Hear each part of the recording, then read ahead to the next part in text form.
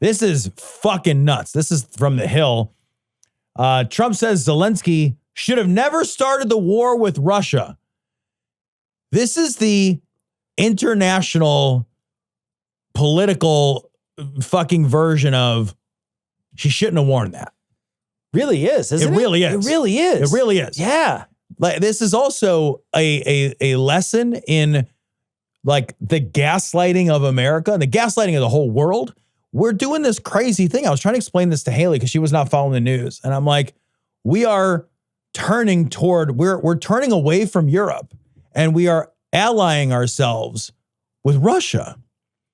And it's insane to me that the Republicans, who for a huge part of my adult life revered Ronald Reagan as this like pinnacle of their movement, of the right movement, of the conservative movement. Like Ronald Reagan oversaw the Cold War, the height, the fucking tail end, I should say, of the Cold War, when people were worried about, you know, being annihilated in their homes and in their schools and in their places of business.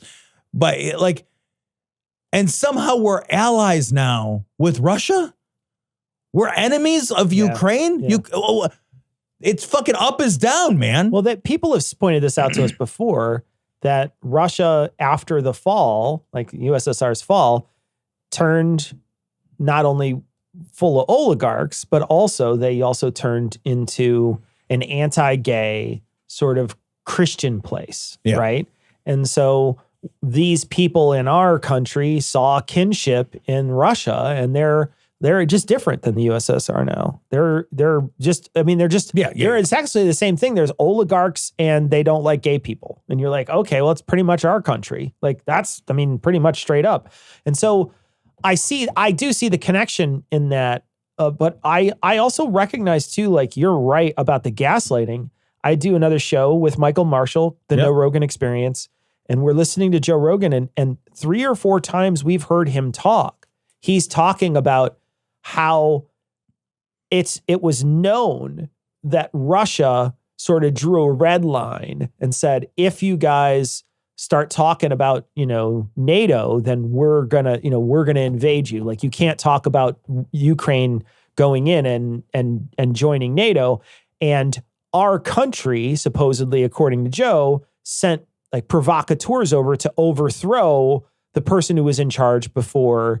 And this was before they took Crimea, right? So it's like before that. Before 2014. Before 2014. There was another party that was in there that was pro-Russia, and they got overthrown by popular support. Basically, they've got ousted. And then a new party came in and said, okay, we're going to think about maybe joining NATO. And that's when everything started going to shit. But they're blaming it on the United States. And Joe and his guests buy this completely. They buy that it's our fault, that we're the ones who got them in this problem. And what I also see them say is like, well, yeah, of course, Russia's threatened. Why wouldn't they do that? And I'm like, wait a minute. This is a sovereign nation making its own decisions. If you want a sovereign nation to do something, there's a lot of other options other than just invading them to get them to do it, right? If you're Russia and you think, I don't want NATO so close to my border, there's a lot of ways to woo Ukraine into becoming your very close ally, or to sanction them or do some other things that are not